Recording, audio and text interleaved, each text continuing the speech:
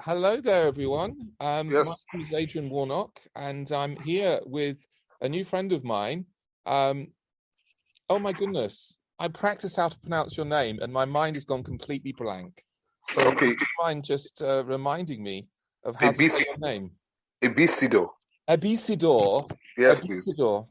Your son's name is Nathaniel, isn't it? So, Ebisidor, and what's your surname again? Nabena. Nabena? Nabena. N-A. Nabena. Yes, please. Yes. So it's really wonderful to welcome to the Facebook Live and all other places where this will be going out. Someone who's been hiding in my little Facebook group for a little while, Blood Cancer Uncensored Facebook group. You've been a bit of a you've been there, I guess, reading stuff and perhaps getting a bit of encouragement, but you haven't posted. But you've got quite a story, haven't you? And right now there's a bit of a crisis on, but it's also an amazing story of how things have, in a sense, you've been in the right place at the right time, even though it's been a terrible situation. But why don't you give me the heads up of what's happening right now with your son, Nathaniel, and what the need is, and then we'll get into the background. Okay. Thank you so much for this piece. I am grateful for the opportunity, at least to be able to speak. My son is 9 years old, and at the moment, let me give you like the front story to the back, because at the moment he's in remission. So a lot of people will not understand the word called remission. But you see, when you have cancer cells in your blood or your bone marrow and they are under control, that is what they call a remission. So we had a 60% blast as at November, when he was diagnosed, first of all, that it is in his bone marrow. Earlier on, we've been having the swelling of his eyes, and it will go down, swell, it will go down. We had no blood or bone marrow involvement up until November that we came here. So, cancer or leukemia, you can never tell how it goes. It comes any form, it takes any shape. Today, it can be this, tomorrow, it can turn to this. It can even come in 5 or 6 different ways. But we thank God for his mercies. Finally, he's in remission after a long journey from November. Yeah. When we got to the hospital, that is Great Ormond, the system here in Britain is very different from what we have in Nigeria. The system here, they have specialized hospital that treats such, and they have local hospital that just manage whatever symptoms come. So from the local hospital, Croydon, we really did not get much into what was happening. It was when we got to Great Ormond that we found out the true situation of things. Yeah. So what does your son have again? It's AML? He started with what they call a myeloid sarcoma of the soft tissues in the orbits, which after a while, according to science, it will always develop into AML. Okay, but you didn't know that, obviously, presumably when you were in Nigeria. Yeah, when we were in Nigeria, we had two. In fact, the problem was we had a diagnostic problem. Yeah. At the end, one time we also got that it was a rhabdomyosarcoma.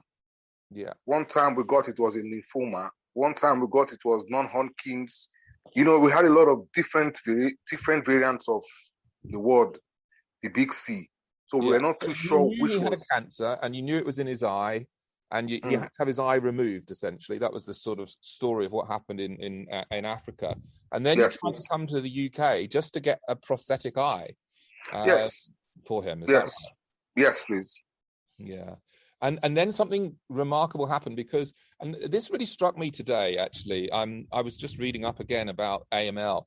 And I don't know if you even know this, brother, but there's only 100 people in the UK who are children who are diagnosed with this condition every year. Only 100, which is a tiny number when you think we have 60 million people in this country. Only 100 children are diagnosed. So imagine the odds that your son, who just happened to be in the country visiting with this problem with his eye, should be one of those 100. I mean, that's the first sort of miracle, really, in a way. It's a strange thing that you should be. It's in one sense very unlucky, of course, and unfortunate, but also in the other sense, the best that you came here, because there were chemotherapy and drugs and the opportunity of a stem cell transplant Yeah. available here that wouldn't unfortunately have been available in quite the same way if this had happened to you in Nigeria. This is correct. Am I right? Yes. In Nigeria, the doctors can only try. We all know that we do not have the facilities to handle such matters, and truth be told, I've seen a lot of kids die. Yeah, of course. Over this, I could name them off my head. It's been a trauma to me. I have a lot of parents that, as I speak today, they're grieving over their kids. So you're part of Facebook groups for AML parents, is that correct? Yes, please, I am. Yes. Yeah. So yes, I am. this Yes. is one of the ways that I came across you. There's a number of British families and other families from elsewhere in the world who correlate. And I don't have AML, but I do have CLL. Okay. So, in a sense, it's almost as much opposite to AML as you could get, because CLL is chronic, whereas AML is acute. Yes. So that tells you immediately it's aggressive, life-threatening. So this is the thing, you only had really weeks or months to sort this out, and you were told, weren't you, that he was too sick to go back to Africa?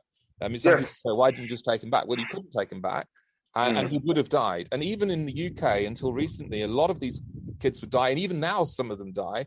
But this new drug, venetoclax, which, funnily enough, is used for CLL as well. It's a great drug at dealing with blood cancers of all kinds, and it's used a lot in my condition as well, CLL. Mine is a leukemia, so it's the same, but it's a lymphocytic leukemia as opposed to a myeloid leukemia, which is what your son's got. And I do have a little graph, if anyone's interested, where they can see where these different cancers fit into like a kind of family tree. But they're all blood cancer. And obviously some are faster growing than others, some are slower growing than others. Often the faster ones now, if you have the right treatment, you can sometimes even cure them. And that's obviously the hope for your boy, isn't it? He's responded really well to the first treatments. Yes. But yes. I want to come back to the drugs we used. When you mentioned CLL, my brain just went back to the venetoclax. Yeah. My son was actually put on venetoclax and isatacine. Those are drugs that are not readily available back home. Yes, and they've only recently become available in the UK. To be honest, they're very new drugs. They're not old drugs. So this is, again, you were in the right place at the right time. At the right time. The money wasn't available initially. Although then again, the Daily Mirror, I think, helped, didn't you? And some people have volunteered and given and donated. And again, that's an amazing thing. But so you were in the right place. You got the right drug. And then now what? What's the situation now? Now the situation is after getting him to remission. Like I said, cancer comes in any form and is not what people joke with, especially leukemia. So the doctors, in their wisdom and in science, have said, look, the best way around this is, in as much as your son's blast is 0.001, we will not take chances. We would rather go ahead with a stem cell transplant. Yeah. And earlier on, we had a very huge bill of about £825,000. Yes. I saw very that. Huge. In the Mirror, come on, let's raise £825,000. Yes. But that's shrunk now, hasn't it? Why did that shrink? Yes, because first of all, I just want to say something. It's a miracle, first of all. Yes. Because the doctors, in their wisdom, were moved by something I don't know, decided that they were going to treat the boy and waive their fees. It's amazing. Yes, so it's what amazing. We're talking about here is doctors who work for the NHS, but then also do private work. And obviously people come from all over the world. Wealthy people come from all over the world to Great Ormond Street and will pay. If they've got the money to pay, they'll pay. Obviously, that wasn't your plan. You came for the eye, not for this treatment. And so I guess, as you say, it's quite something, because obviously they can't do this for every child. Yes. And I guess maybe it's partly because it's so rare, only 100 kids in the UK, and their hearts have gone out. But this is it's like God has given you favor with those doctors. These doctors are giving up a lot of money and giving their time for free, and there's now just the hospital fees and it's just the medications and the hospital fees, which is amazing. That's amazing. Yes. So which is about, they said we have to raise 201,000, apparently 202,000. Now they also did this a match, a tissue typing with my son and my other kids, myself and my wife. but we were not a complete match. But what the doctors did was they quickly went to a cord bank to get a match, and I'm happy to say that we already have a match already. Yeah, now this is amazing. I think this is another miracle. So we have to understand there's a number of amazing coincidences here. Number one, that your son, was diagnosed with this eye cancer, had it treated, had it removed, then came to the UK for the prosthetic eye. So number two, that when he got sick, it was really quite quickly diagnosed. And even in the UK, sometimes these things are not diagnosed properly. So that's a good thing. Number three, Great Ormond Street were able to help him. Number four, the Mirror quickly raised the money for that initial treatment. That's an amazing miracle. And then number five, the doctors have agreed to waive all their fees. And now number six, and this is one that, again, many people watching this may not know, but only 20% of people who, don't look like me, let's just put it that way, who aren't white, who aren't Northern European in origin, and only 20% of those people will get a match. And that's partly because of the history, I think, with the fact that obviously stem cells, I guess, I don't know where they started, but there's certainly been a lot of drive in the UK, in America, in Germany, in France, and all of those places to get people on the register, although we still do need white people on the register too, because there's only, I think about 70% of people will get a match if they're white. But only, and this is a shocking statistic when you think about it, only 20% will find a match if they're not white. So that's Black, Asian, mixed race, any kind of ethnic origin that's not white. And obviously, one of the big things, I hope that anyone watching this who is moved to want to do something, obviously there's donate in order for the money, and we'll talk a bit more about that, I'm sure. But also, you can just get a swab done of your mouth. Especially youngsters, anyone who's under 30 particularly is useful, but even older people can do it. And if you are a match, it's just literally giving your blood, and they take a certain part of your blood, and that can save your life. Or in your case, it was something slightly different, wasn't it? So where was the match from in your son's case? Yeah, it was from like the umbilical cord of newborn kids. Yeah, so you can donate umbilical cord blood. Yes, you could. Yes, you could. Yes, you could. Somebody did that. Yes, somebody did that. So presumably, probably somebody with a Nigerian background, because the reason the race is important is, of course, because of the different markers that might be on the cells, because it has to match. And so some Nigerian parent who may never know this, maybe in England, I don't know, and decided to donate their cord blood to a bank, and now your son can be saved. I mean, when you think about that, that's six fairly big miracles already, isn't it? Very, very, very big miracles. I am not worthy of the miracles, but God, in His mercies and favor, made it available to me, and it's a shock. I'm still in shock till now. Yeah, that it is why me? Why is it me? Despite going through so much, but I give God the glory for His mercies. Yeah, and it's easy to forget that the response wasn't guaranteed either, was it? I mean, I'm sure in February, when your son suddenly got so ill, and it is quite aggressive. I mean, there are stories of people dying. He was so sick. He was in oxygen. He was very sick. He was swollen. He had tumors all over his head, his body. His body was swollen. His legs were swollen. His face was swollen. All his gums were swollen. I couldn't even see his teeth anymore because they had massive infiltrates. Massive. When I mean massive infiltrates, the pictures are there with it. Like I said, it's a miracle. Even the hospital too, they're a bit. They are in shock of what happened because of the dramatic. When I mean dramatic turnaround, because he was given days to die. Days. Just days. So he could have died a week or two before, and he would have been in Nigeria. If he'd have got sick in Nigeria, then that would have been it. If he hadn't have been diagnosed quickly by the NHS hospital that you took him to see, first of all, he would have died. And if the treatment hadn't worked, he would have died. But so how did that make you? You must have felt terrible as a father at that point. You told me earlier on email that you got to a point where you thought maybe he was going to die. Yes. I must confess, I was already giving up hope. I already said, okay, this is it. We were in the hospital, and he was on oxygen. whenever I would try to remove the oxygen, all his SATs and all that drops. And I was told, look, in fact, let me just say this. They have sent the chaplain to me, and I was told that he wasn't going to see the morning. Wow. The chaplain had come, the nurses were there, the doctors just stepped out, and he said to them, look, when it is time, please call me to sign up the necessary papers.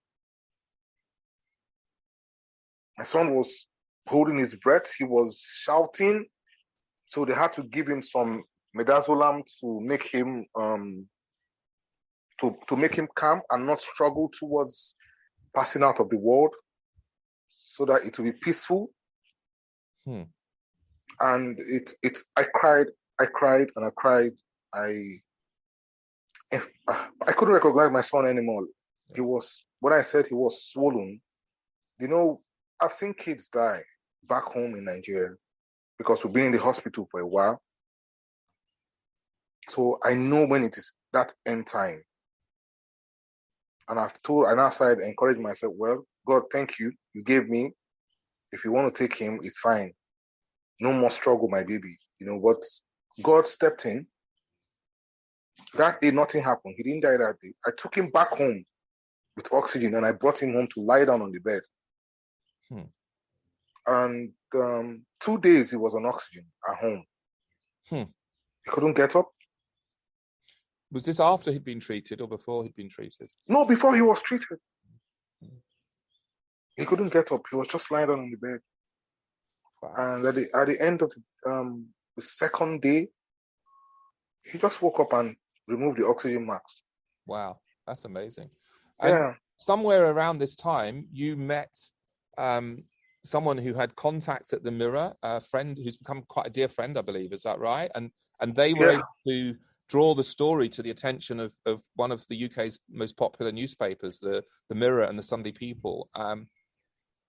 Yes, and then money came. Amazing, huh? Yes, that's why I said till today I cannot explain the situation around my son. I met the lady, I've never seen her till today, but she is online, I think, did you? Is that right? Yeah. Yes. She is so close and dear to us. Yeah. Somehow, she is also a miracle and a blessing to us. So she made the whole connection. She helped us in drawing attention to our case, because trying to assess, I found out that pediatric care in the UK is quite closed, and there's no really private pediatric practice. Yeah, because, I mean, at Great Ormond Street there is a little bit, but it's I guess it's hard to find your way in at some time. Yes, that's what I'm saying. I'm coming to that. It's very private. You to get in, it takes a whole lot to get into Great Ormond Street private. Yeah. The public part, the NHS part, not a problem. But because of course, you see, and the reason for that is that for British people, we have a National Health Service, and so these treatments that you're getting would all be funded and they'd all be free. So we don't have the need really for the private. Whereas I think Great Ormond Street is set up to treat wealthy, very wealthy people. And I guess you came in and said, well, I'm not a wealthy person. You could say, by the grace of God, I'm here, but you know. No, the thing is that what I found out was that most of those wealthy people, their situation, or rather the cases of were treated by, the payments were made by their country. Right. You see, the issue about cancer is nobody, I repeat, nobody can handle that sickness alone. Yeah. No matter how wealthy you are, you can never handle it alone. So the country pays for everything, even to their accommodation. You see, the British people, you guys have a fantastic template, which I believe most countries in the world should have, because there's so much support. You see, this sickness, the big C, is not just the drugs. Yeah. There are other parts of it that need, to be attended to. Imagine you have occupational therapists, you have, you have psychologists, You have the social services. You have the symptom care team. It's not just take the drug.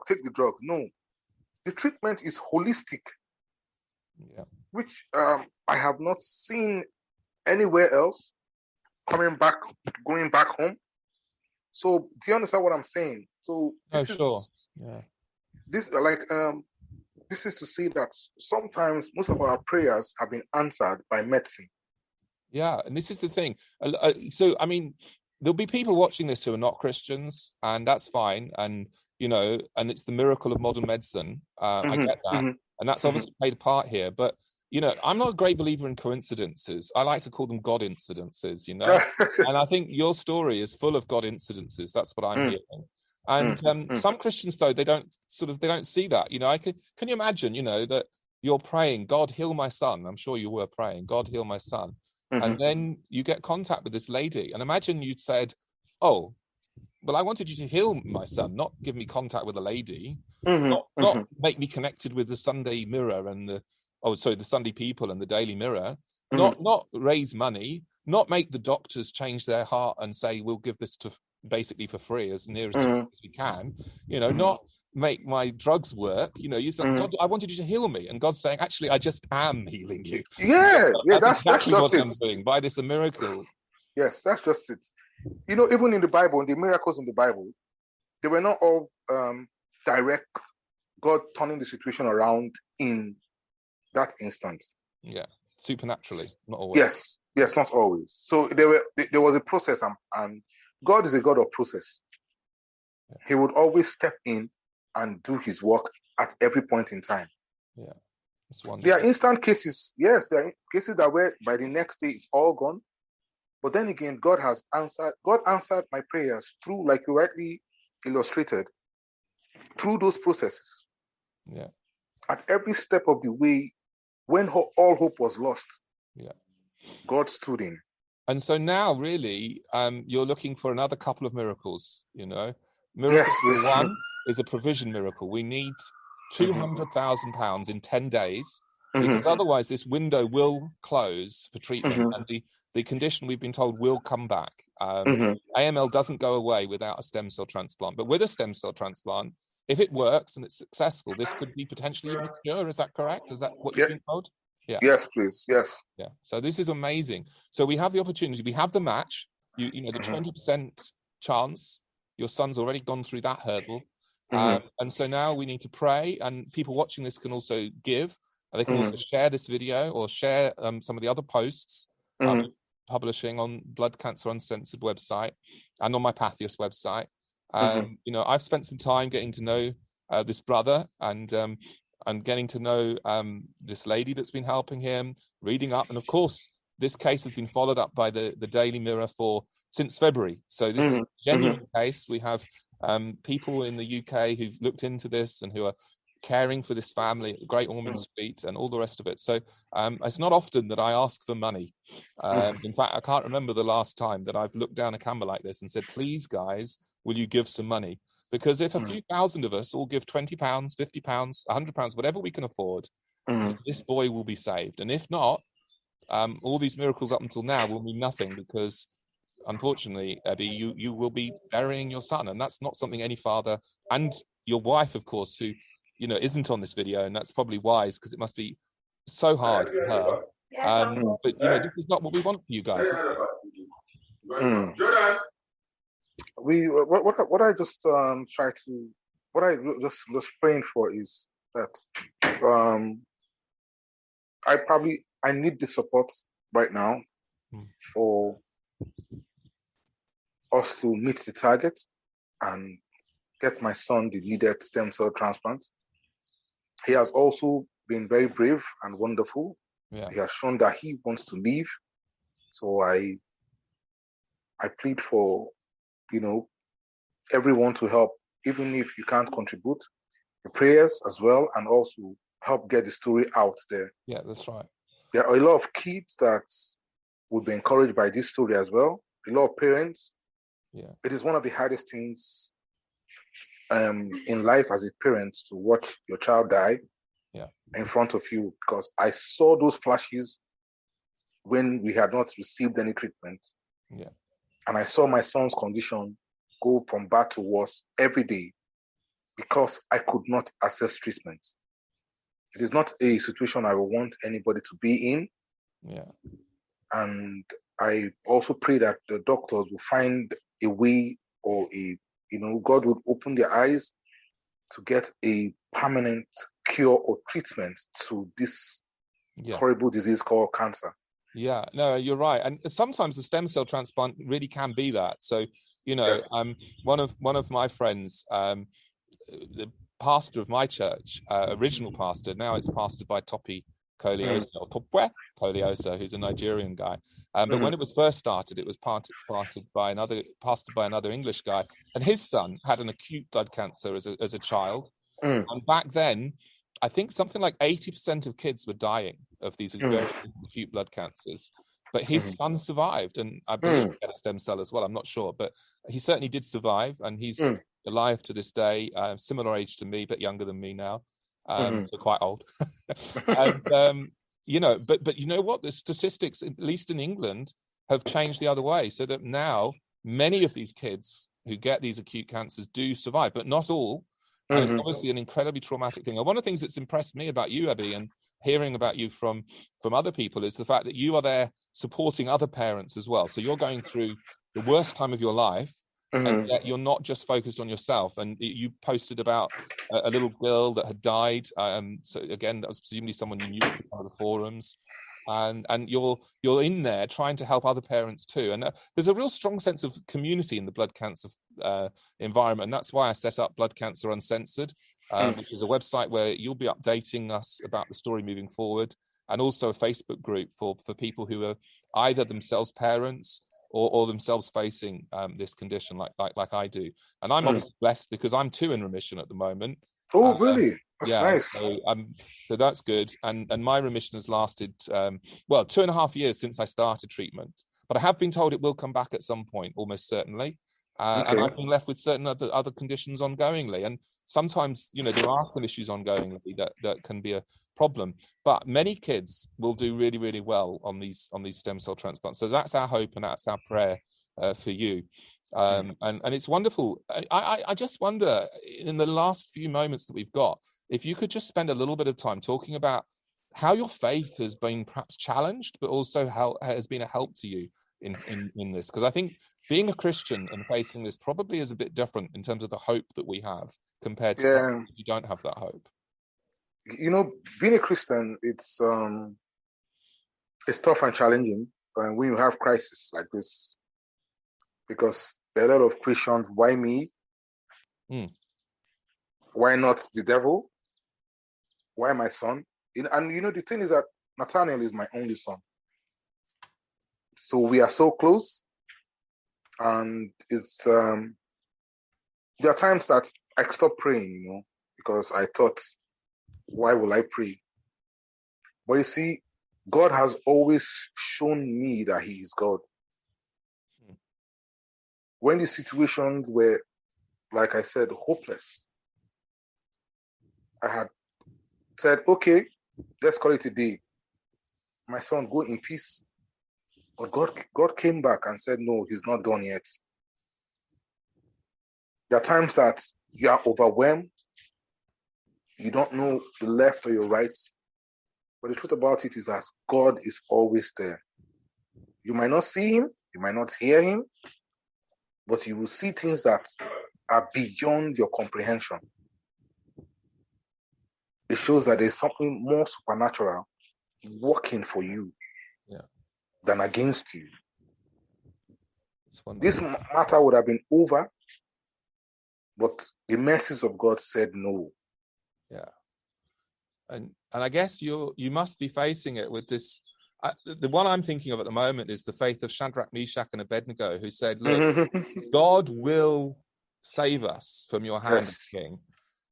But I guess you must have had moments in the last few months where you go, even if He doesn't, I'll still serve Him. And I wonder if you could just talk about that, because I think, we're talking here at the, you haven't had your full miracle yet, and obviously it must be concerning at times, because it's not a guarantee that the stem cell will work, although hopefully sure. it's not a guarantee that you're going to get this money, although now that you've had these 7 miracles or whatever it is up till now, you must think it looks like God is in this. But just talk to me about that, even if he doesn't, type of faith. What does that look like for you and your wife? Oh, like I've told you before, even now, whatever it is goes south, God is still God. The nurses in Mayday Croydon Hospital, they call me the stubborn man. Why? It is because when they keep saying this is what science says about the situation, I keep telling them, get me to an hematologist. Yeah. I keep telling them, take me to an hematologist. They said he would die. I said, I agree, but let me just get to an hematologist, because they don't understand where I'm coming from. It's just like the woman in the Bible with the issue of blood that says, if only I could touch the hem of his garment. Yeah. Get me to an hematologist.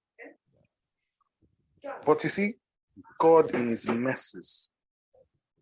I've learned something today, and Nathaniel's story is also a miracle.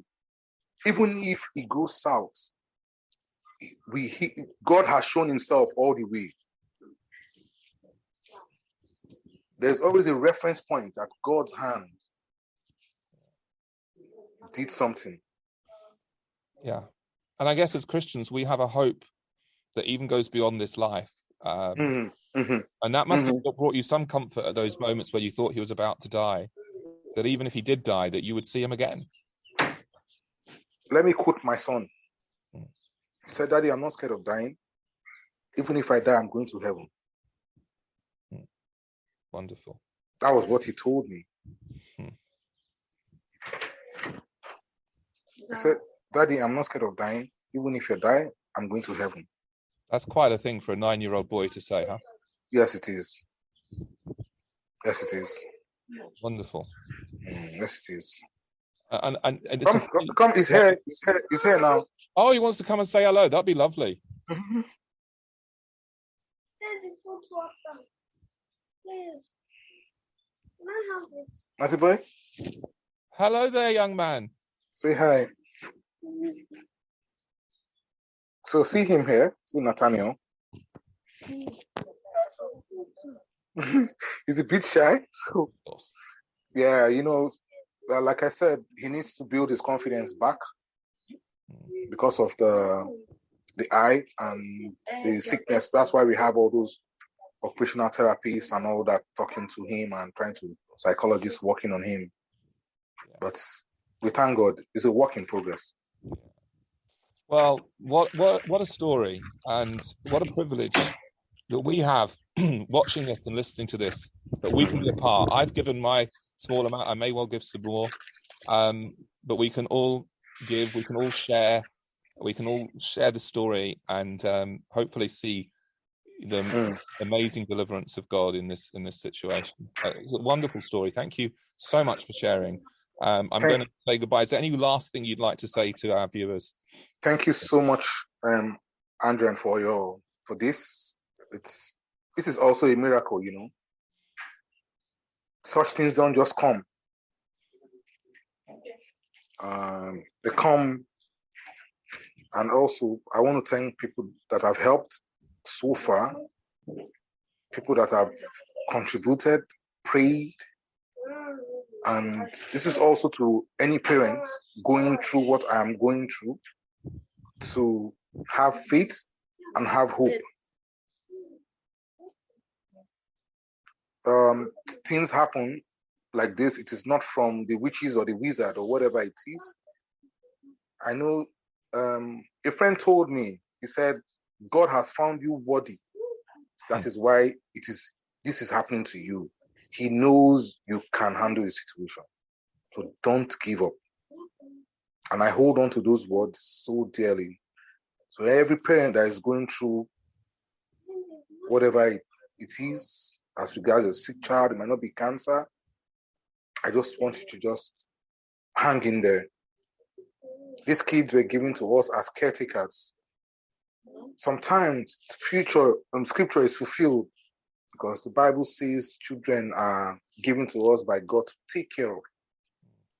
And sometimes the load might be too heavy. Bless you. I just want you to understand that God is always there.